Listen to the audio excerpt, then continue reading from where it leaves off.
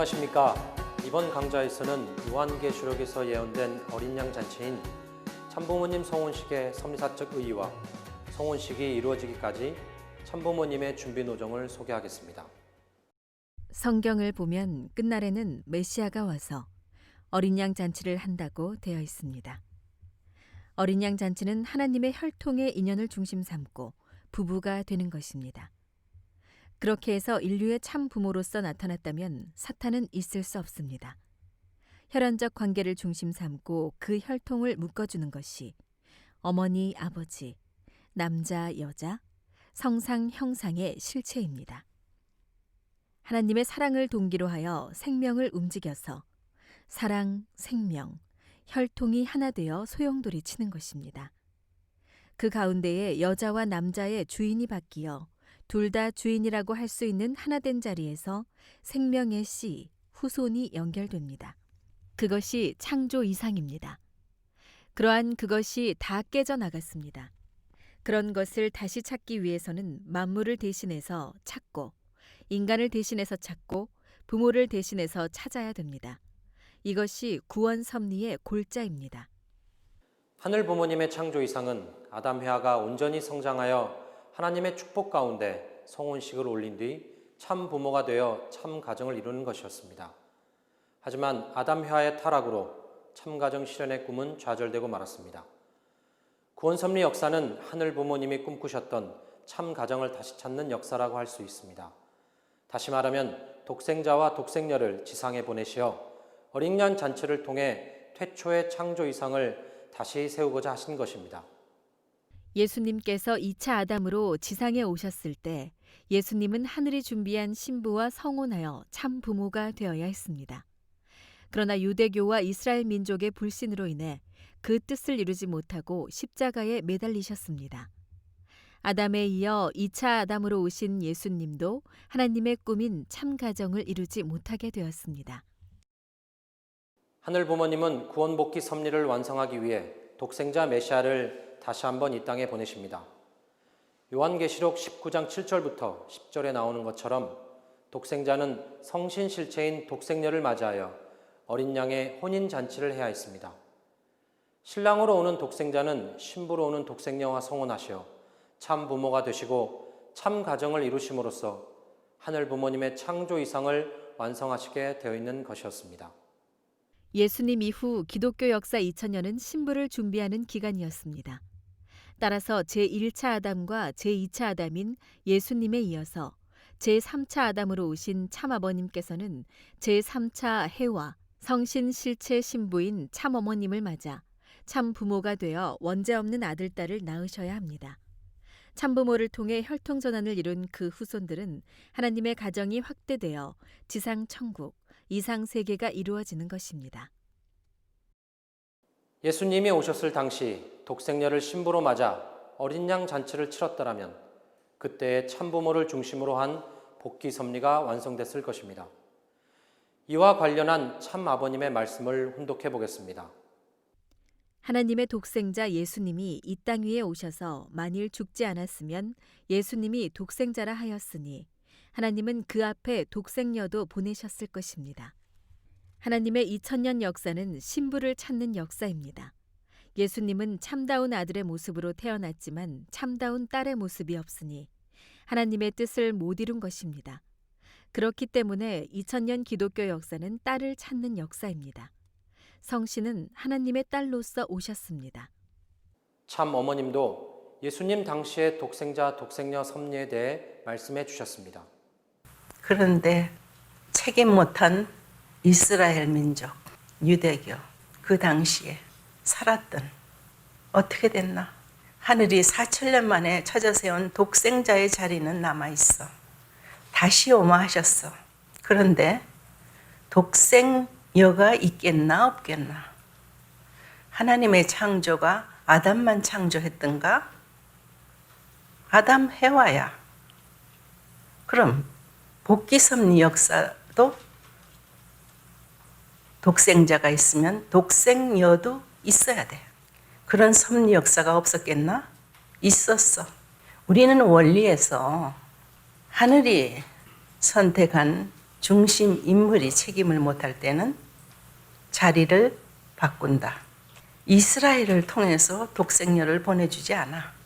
전지전능하신 하나님, 실패할 수가 없어. 독생녀를 길러 나오셨어. 1960년 4월 11일 드디어 거룩한 참부모님 성혼식이 거행되었습니다. 참부모님의 성혼식으로 인류는 구원 섭리사의 역사적인 전환점을 맞게 된 것입니다. 참부모님 성혼식이 가지는 섭리사적 의의를 4가지 측면에서 설명드리겠습니다. 첫째, 참부모님 성혼을 통해 하늘을 대표한 참아버님과 땅을 대표한 참어머님께서 하나 되어 갈라진 하늘과 땅이 비로소 연결되었습니다. 둘째, 참부모님 성혼은 탕감복귀 역사에서 장성기 완성급의 탕감 고개를 넘어서는 역사적인 순간으로 구약과 신약의 섭리를 종결짓고 새로운 성약 시대를 출발하는 자리였습니다. 셋째, 참 부모의 현현으로 하늘 부모님 중심한 사랑과 혈통을 지상에 정착시켜 완성의 시대를 열게 되었습니다. 넷째, 참 부모님의 성혼식으로 말미암아 타락으로 단절되었던 하늘 부모님과 인간의 관계가 부자의 인연으로 회복될 수 있는 구원의 길이 열렸습니다. 이렇게 귀한 성혼식을 맞이하기까지 참부모님이 걸으신 노정을 먼저 알아보겠습니다. 참아버님께서는 아담과 노아, 아브라함, 예수 등 복귀 섭리 역사의 중심 인물들이 책임하지 못한 것을 탕감한 기대 위에 성혼식을 맞이하셔야 했습니다. 아담과 해와는 성장 기간 중 장성기 완성급에서 타락했습니다. 참아버님께서는 이를 탕감하시기 위해 소생, 구약시대 기준 7년과 장성, 신약시대 기준 7년 기간을 국가적으로 넘어 완성기로 연결하셔야 했습니다. 그 기간이 바로 한국 해방 이후 참아버님께서 걸으신 14년간의 탕감복귀 노정입니다. 이 14년 동안 구체적으로 어떤 탕감복귀의 노정을 걸으셨는지 알아보겠습니다. 1945년 8월 15일 한반도가 광복을 맞이하고 이어 남북으로 분단되면서 참아버님께서는 남한에서 기독교를 중심으로 하늘의 뜻을 이루기 위한 공식 노정을 출발하셨습니다.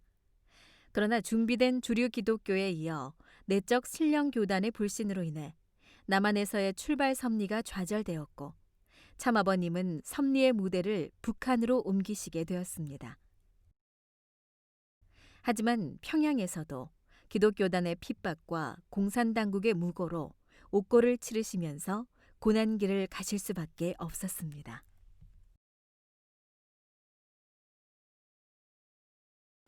결국 남북한 양쪽에서 기독교와 신령교단이 참 아버님을 모시지 못하고 반대하게 됩니다. 이로 인해 참 아버님은 예수님이 유대 선민과 이스라엘의 반대로 모든 기반을 잃어버리신 것 같은 입장에 서시게 되었습니다.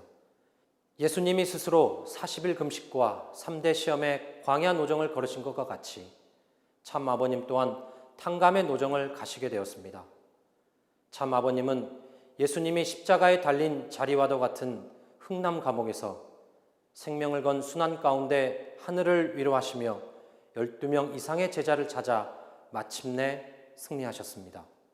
참 아버님께서는 6.25 전쟁으로 흥남 감옥에서 추록하실 때까지 영적, 육적으로 탕감 복귀의 승리적 기대를 세우셨고 이후 남하하시게 됩니다. 마침내 1954년 5월 1일 서울에서 세계 기독교 통일 신령협회를 창립하셨습니다. 참 아버님께서 만 33세 되신 해에 예수님의 33년 순환의 생일을 탕감 복귀한 조건을 세운 터 위에 기독교단을 대신한 아벨형 교단을 새롭게 출발하신 것입니다. 이러한 승리적 기대 위에 드디어 1960년 4월 11일 최초의 인간 시조 부부로서 참 어머님과 성혼식을 거행하셨습니다. 이 성혼식을 기점으로 하늘의 새로운 섭리가 시작된 것입니다. 이어서 참 어머님이 성혼식을 맞으시기까지의 준비 노정을 살펴보겠습니다. 하늘 부모님은 독생자로서 재림주님을 보내셨고 그 신부 되시는 독생녀를 보내시어 준비해 나오셨습니다. 바로 기독교 신령교단의 지극한 정성의 기반, 그리고 조원모 외할머니로부터 홍순의 대모님을 거쳐 참 어머님으로 이어지는 3대 동녀의 절대적 신앙의 기반이었습니다. 해방 전후 재림주님을 모시기 위한 준비를 하고 있던 신령 교단들은 독생자뿐만 아니라 독생녀를 위한 정성 기반이기도 했습니다. 그렇기 때문에 조원모 외할머니와 홍순의 대모님이 새 예수교회와 성주교, 복중교와 인연되어 신앙생활을 하셨던 것입니다. 참 어머님께서는 탄생과 어린 시절을 통해 신령 교단으로부터 하늘 신부가 될 것이라는 영적 증거를 받으셨습니다. 참 어머님께서 탄생하시고 한 달쯤 되어 홍순의 대모님 몽시에 성주교 김성도 씨가 하얀 구름을 타고 흰 옷을 입고 나타나서 이 아기는 주님의 딸이고 너는 유모와 같다. 젖만 잘 먹여서 양육하라는 계시를 주었다고 합니다. 또한 참어머님은 어린 시절 대모님과 함께 복중교에 다니며 정성을 들이셨는데 그런 과정에서 복중교의 교주 허호빈 씨의 모친이 6살 된 참어머님께 하늘의 신부가 되실 분이다 라고 축복하게 됩니다. 이는 모든 신령 역사의 정성 기반이 참어머님께로 승계되었음을 의미합니다. 참 아버님은 재림주님을 맞이하고 하늘 신부를 배출하기 위한 가정적 차원의 기대의 조건은 3대 동료를 통해 하늘편으로 성별된 집안이라고 말씀하셨습니다. 참 어머님의 목에는 조원모 외할머니와 홍순의 대모님, 그리고 참 어머님까지 3대가 한마음이 되어 구약, 신약, 성약의 3시대로 연결됨으로써 그 신앙적 조건을 세웠습니다. 참 어머님은 재림주님을 맞기 위한 가문의 기대 위에 하나님을 육신의 아버지처럼 생각하며 절대 신앙을 익혀오심으로써 하늘 신부의 기대를 세우셨습니다.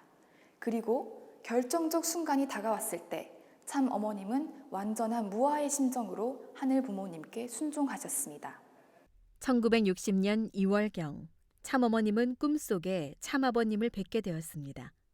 그 후 하늘로부터 그날이 가까워졌으니 준비하라는 특별 계시가 내려졌습니다. 참어머님께서는 당시 만 17세 소녀이셨지만 지금까지도 저는 뜻대로 살아왔습니다. 이제 하나님의 뜻이 무엇이든지 하나님의 섭리의 목적이 무엇이든지 저는 당신의 종으로서 무슨 일이라도 명령하시는 대로 따라하겠습니다. 라고 담담하게 응답하셨습니다. 1960년 2월 25일 드디어 참아버님께서는 처음 한학자 어머님을 언급하셨으며 대모님에게 즉시 딸을 데려오라고 말씀하셨습니다. 다음 날 26일 참어머님께서는 참아버님과 상면하셨습니다. 참어머님께서 만 13세 때 참아버님께 첫 인사를 올린 이후 직접적으로는 2번째 대면하시던 자리였습니다. 이날 두 분께서는 장장 9시간에 걸쳐 하늘 신부로서의 내적인 자질을 놓고 많은 말씀을 나누셨습니다. 참 아버님이 여러 가지 질문을 하셨는데 참 어머님은 솔직하고 대담하게 또박또박 답하셨습니다. 유효원 당시 협회장은 일기에 이날을 중대한 결정이 내려지는 날, 신천지가 벌어지는 날이라고 감격 어린 필지로 기록해 남겼습니다. 1960년 2월 26일 참 어머님이 참 아버님과 상면하셨던 당시를 회상하신 말씀을 훈독하겠습니다. 나는 하나님의 섭리 역사를 생각하면서 성장해 왔습니다. 내가 만 17세에 아버님을 만났을 때에 하나님이 이렇게 힘들게 걸어오신 탄감복귀 섭리 역사를 내 대에서 끝낸다. 내가 끝낸다. 라고 스스로 결심하였습니다. 참부모님 성혼식 현장에 함께 하셨던 김영희 회장님과 이재석 회장님이십니다. 참 어머님과 참 아버님이 일체가 되신 것입니다. 따라서 참 사랑으로 승리하신 참 어머님은 참 아버님과 동의권, 동참권, 상속권을 갖게 되신 것입니다. 이 성혼식으로 말미암아 참부모님은 인간 시조가 되셨고 하나님은 아담 해와의 타락으로 이루지 못하셨던 창조 이상을 다시 실현할 수 있는 출발점을 가지게 된 것입니다. 인류는 이 성혼식으로 하나님의 자녀로 복귀될 수 있는 축복의 은사를 받을 수 있게 되었습니다. 지금까지 참부모님 성혼식의 가치와 성혼을 위한 참부모님의 준비 노정을 알아보았습니다. 참부모님의 성혼식은 단순히 한 남자와 한 여자의 결혼식이 아니었습니다. 그 한 날을 맞이하기 위한 하늘 부모님, 인류 역사의 중심 인물들, 그리고 하늘 부모님의 독생자, 독생녀의 완전한 준비가 맞물린 기반 위에 어렵게 이루어졌음을 이번 강좌를 통해 볼 수 있었습니다. 다음 강좌에서는 가약식과 성혼식의 구체적 내용과 성혼식 이후 7년 후정에 대해 자세히